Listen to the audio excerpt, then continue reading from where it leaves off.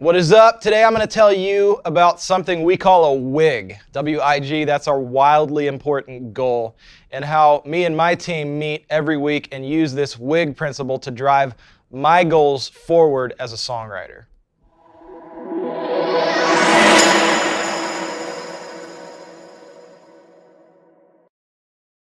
So, I mentioned we use what we call a WIG. This is our wildly important goal, and we set, really it's about a 1 to 2 year goal, and it's something that me and my publishing team are just laser focused on, because I believe that you can really only focus on achieving 1 or 2 at most goals at a time. And so that's really, really important. You can obviously have different goals for areas of your life. Like you might have a WIG for your fitness goals. Like maybe you want to lose 25 pounds.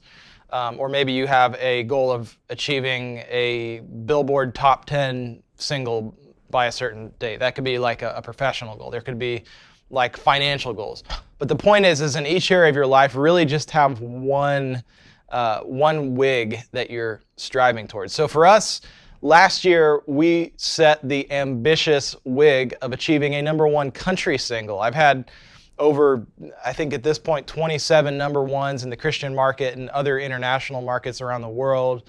International country #1s we've had. But we set the goal of achieving a #1 country song by December of 2020. We set this goal last April, or April of this year. So it's just been about 6 months into it, and we're making really, really good progress. So basically, the cadence is this. It's a weekly meeting that we call our WIG session. It's like 15 to 20 minutes. Even if we're not in person, we do it via phone or Skype or Zoom. And it basically goes like this. So each week, we make a commitment that drives something that we call the lead measure, which basically is tracking our behaviors, because we can't really control things that are already in the past. Like if you're in sales, like a lead measure would not be technically sales. That's just your outcome. The lead measure would be you showing up and making 45 phone calls in a given day, or something that you can physically control. So for me, my lead measure is literally just to show up and complete 3 new songs or tracks in any given week. So that's the thing I can control. I can't control whether any of those get cut. I can't control whether those go #1. I can't control what the radio team at the label does.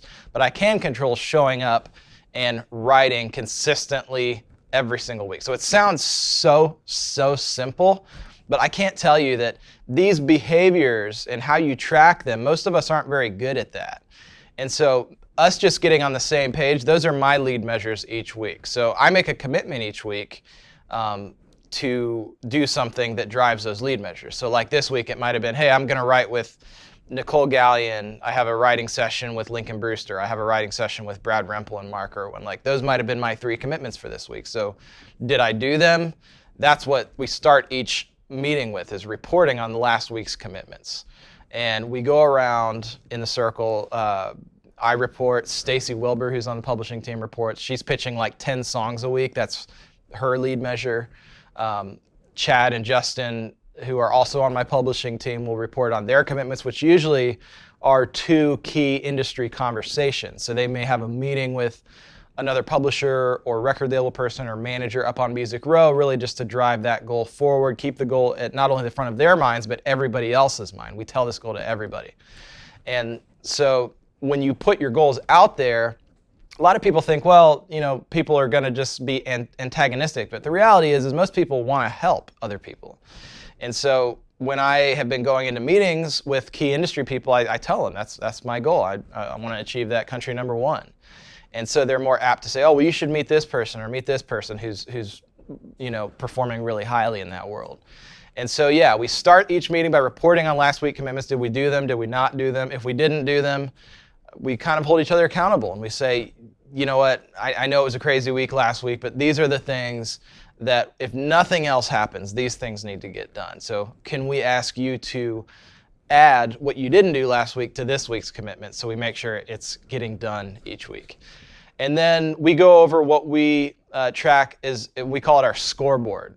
So it's basically just a visual representation that I have on my computer of cuts, singles, and songs on hold. So I can actually just show you that if you want to just get a quick little sneak preview of it. But basically, it is country song wig. Okay, so at the top it says what the goal is.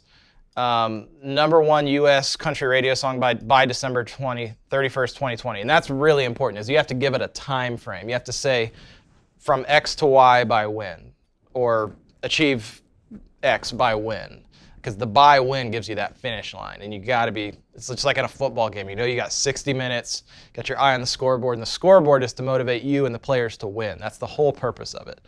And so this is our scoreboard. It lists the lead measure at the top. Complete 3 new song demos or tracks per week is my lead measure. We report at the bottom what our lead measures completed are every week. I was obviously on vacation these 4 weeks. I usually try to take a month off during the summertime. But we list the songs that are on hold. So currently we have 10 songs on hold and 6 songs cut. No singles yet and no #1s yet. Obviously you've got to have holds to get cuts. You've got to have cuts to get singles. You've got to have singles to get #1s. So we're not there yet, but we're making some really, really good strides. And I'm excited to hopefully fast forward a year from now and report to you that we have hit that goal, or we're at least close to hitting it. So my encouragement to you guys would be, you don't have to do anything this crazy complicated. I realize a lot of people out there don't have a team working for them. All you need is just one other person. It could be a boyfriend or girlfriend or spouse or friend or family member, somebody just to kind of hold you accountable for this stuff. Because most of the time when you're starting out, you are your team. But I can bet that your goals are all over the place, and you're trying to do this, you're trying to do this, you're trying to do this. Pick what is that one wig, that wildly important goal that if nothing else got accomplished, that would move the needle for your career. And I guarantee you, if you dedicate laser focus to that and establish a weekly cadence of accountability for, are you doing the actions and the behaviors that drive you towards that goal, that you're going to have a much greater chance of achieving it. And so it's a really powerful system. I wish I could take credit for creating it. It's actually from the Franklin Covey system of 4 disciplines of execution, kind of a corporate system, but we've been using it in the music world. So that's my personal wig. In our publishing company, they've got a wig as well of achieving a set amount of songs placed in film and TV. For production, it was a set amount of songs produced in 2019, like 56 songs, I think, was the number of songs that X wanted to produce in 2019. And I'm really excited to say that both of those wigs, the sync one and the production one, are going to be achieved by the end of this year. So it's awesome when you dedicate just laser focus to something. You underestimate the things that you can accomplish. And I know you as a writer, you as a creative, whatever you're doing, you've got big dreams, but they're probably all in here, and they're probably messy, they're probably ethereal, they're probably not clear like on a scoreboard. You should be able to look at a scoreboard and instantly know whether you're winning or losing. And so the last part of our meetings each week is that we just give some commitments for the coming week, and then it's just rinse and repeat. We do that every single week, and I can't tell you the difference that it's made in having that structure of just having our team united, having me focused on really just one thing, so I know if an opportunity comes in, I don't get crazy squirrel ADD syndrome. Does that contribute to the wig? No. If not, maybe I won't do it. So hope that's helpful for you guys. If you want to read the whole book, it's called 4 Disciplines of Execution. It's a little heady. It's not like a super easy read. If you're into business books, it's one of the best business books I've ever read. Highly recommend it. But what I really recommend more than anything is just start by writing down, maybe you have a list of all these goals, and then circle the top 1 or 2 to focus on, and focus on nothing else until you achieve that goal. And I guarantee you that you will get a lot closer to those than you think, and you'll probably even achieve them. If the goals are realistic, if they're time-bound, if they're attainable, and if you dedicate the resources over the coming months and year to knocking them out, then you're going to get there. So that's all I've been doing. It's been working for me amazingly, and I know it can work for you as well.